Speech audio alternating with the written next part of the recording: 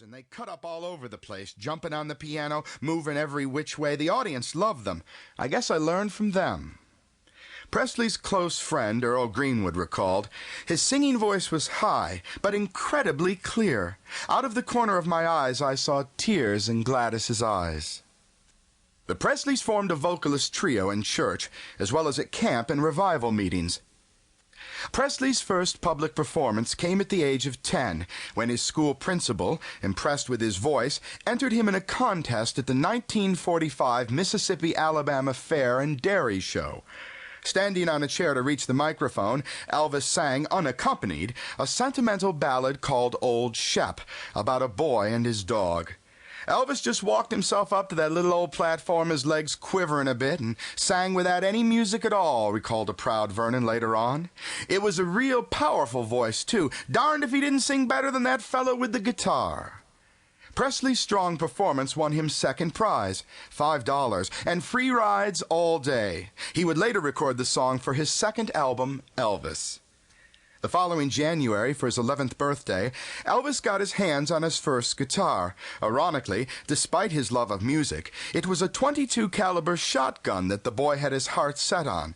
However, when Gladys took him down to the Tupelo hardware store, she had distinctly different ideas. "You don't want no shotgun. I saved all this time to get you a guitar for you to use singing. If you get good enough, maybe the minister will even let you play in church." Of the three models, Gladys paid $7.75 to buy him the most expensive. Thoughts of a rifle prominently vanished as young Elvis delighted in his birthday gift. An uncle showed him a few rudimentary chords, but Elvis was largely self-taught, simply by listening to the radio and copying the lusty Mississippi Delta blues he heard every night. Cousin Herschel Presley recalls, "I remember Elvis used to carry that old guitar around. He loved that guitar. It didn't have but 3 strings on it most of the time, but he could sure beat the dickens out of it." Meanwhile, the pressures of being a working mother, coupled with Vernon's imprisonment and a lifelong struggle with poverty, took its toll on Gladys, and she began drinking to the point of missing work. Eventually, she developed a chronic cough and swollen ankles, which made walking painful. Still only in her 30s, she looked twice her age. In a small town like Tupelo, a lady boozer was a cause for scandal.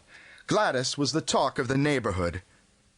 In 1948, Vernon Presley was released from jail and found himself without work and flat broke. On the spur of the moment one September day, he announced that they were moving. Remembers Elvis, "We left Tupelo overnight. Dad packed up all our belongings and put them in the trunk of a 1939 Plymouth. We just headed to Memphis. Things had to be better." But life at 572 Poplar Avenue in the bustling Tennessee metropolis, if anything, was far worse. The Presley family moved into a one-room apartment without even a kitchen or sink and had to share a bathroom with 5 other families. On top of these deplorable conditions at home, Elvis experienced a profound culture shock as he found himself one of 1,600 students at Humes High, twice the entire population of East Tupelo. Painfully self-conscious and shy, the proverbial country hick in overalls was lost in the big city. Predictably, Elvis withdrew into himself. Determined to find a way to distinguish himself, however, Presley soon underwent a drastic change. He created a new look from a combination of 2 factors. One was his love of the comic book hero Captain Marvel, Jr., whose glossy black hair and mission to save the world captured Elvis's active imagination. Presley would later adopt Marvel's lightning bolt insignia as part of his renowned TCB, Taking Care of Business logo. The other half of his image was picked up during his frequent visits to the local movie house, where he was much taken by a character played by Tony Curtis, the alienated, sensitive, misunderstood anti-hero in City Across the River. After much experimenting with hairstyle and clothing, Elvis launched his junior year in a loud pink shirt, white buck shoes, sideburns, and his dark blonde hair now dyed black in a greasy ducktail. Presley might have forever languished in high school obscurity if it had not been for his perceptive history teacher, Mildred Scrivener, who cajoled him into participating in the school's minstrel show on April 9, 1953.